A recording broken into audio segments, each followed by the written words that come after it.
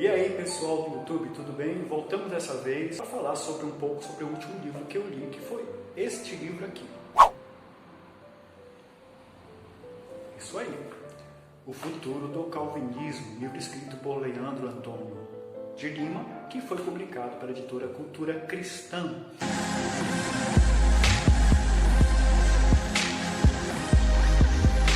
É um livro que vai tratar, como o próprio nome diz, quais são as perspectivas para o calvinismo, vivendo principalmente nessa era pós-moderna.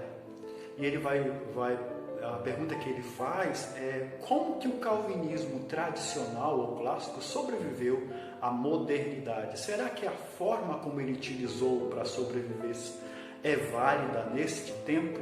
Será que tem que ser alterada a forma de evangelização, torná-la mais aceitável, mais humanizada, né, para que os homens possam aceitá-la, possam recebê-la? Será que os métodos tradicionais ainda são válidos? Ele vai falar no livro sobre o neocalvinismo e os seus principais expoentes, que são apresentados pela revista Times Magazine, uma revista de grande prestígio nos Estados Unidos. Ele vai apresentar uma das características bem marcantes do neocalvinismo, é essa identidade com a juventude norte-americana.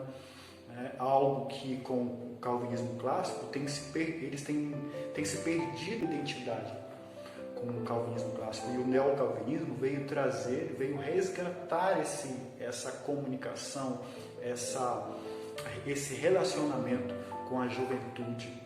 E ele aponta então alguns nomes, dentre eles, por exemplo, Keller, ele aponta, por exemplo, John Piper, ele aponta Mark Driscoll, são alguns nomes bem conhecidos. E ele vai mostrar quais são as características do calvinismo, desse neocalvinismo apresentados nestes homens. Um dos aspectos, por exemplo, em Driscoll, é a forma como ele se veste, a linguagem que ele usa. Inclusive, alguns nos Estados Unidos chamavam de boca suja, né? Era uma das expressões que era usada para ele, né? E outro detalhe é a aceitação, se é que no calvinismo clássico não havia isso, de pessoas tatuadas, usando piercing.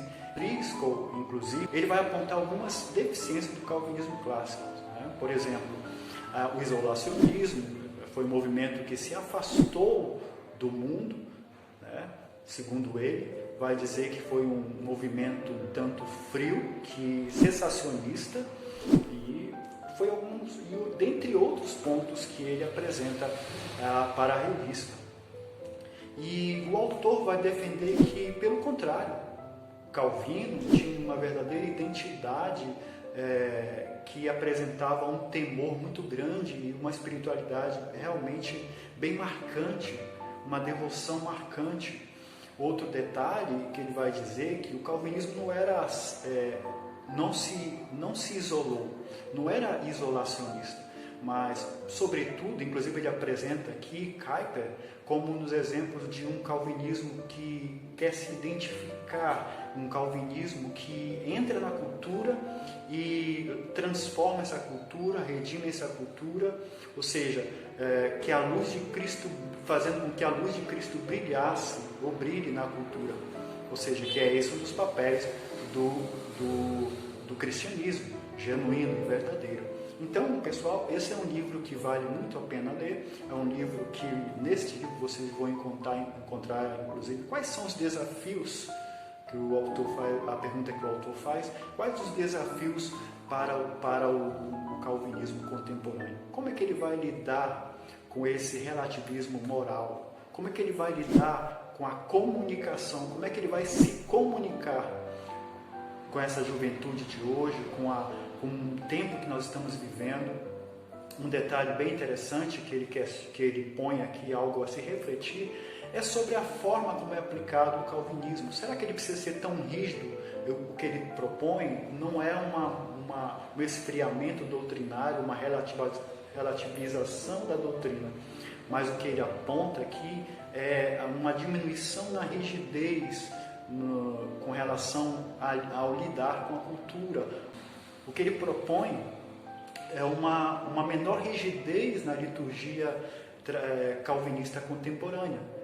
Com isso, ele não quer dizer que ele tenha que abrir mão dos princípios estabelecidos pelo próprio Senhor, a forma como o Senhor requer que seja feita a sua adoração ou a forma cultual. Não é isso que ele está dizendo. Mas será que não há como haver menos rigor em alguns aspectos? Então, esse livro é um livro que eu super recomendo, é um livro que vale a pena você não somente ter na sua estante, mas você lê-lo e poder refletir também acerca do tipo de calvinismo que você tem vivido. E será que o calvinismo tem feito a diferença mesmo no nosso tempo mesmo?